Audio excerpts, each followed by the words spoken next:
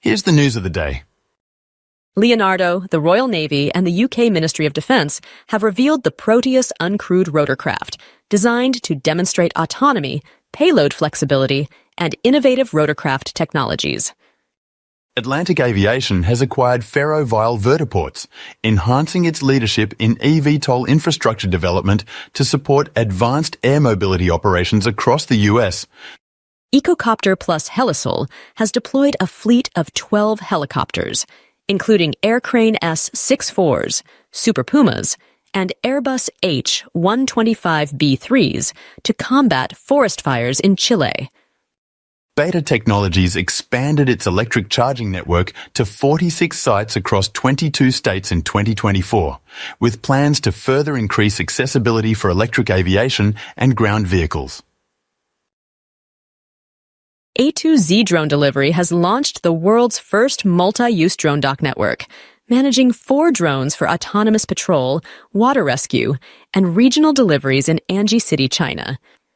Aero Toscana is using Robinson's R-66 helicopter to efficiently dry cherries in Chile, offering a cost-effective and innovative solution to protect delicate crops after rainfall.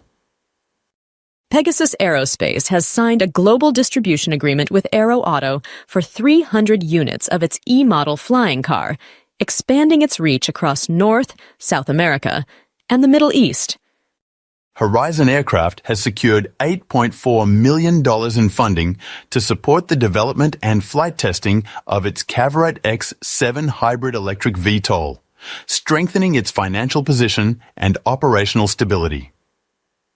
Vertical Aerospace has partnered with AI provider Monolith to enhance its eVTOL testing and simulation processes, accelerating the development of its VX4 aircraft by using AI-driven insights.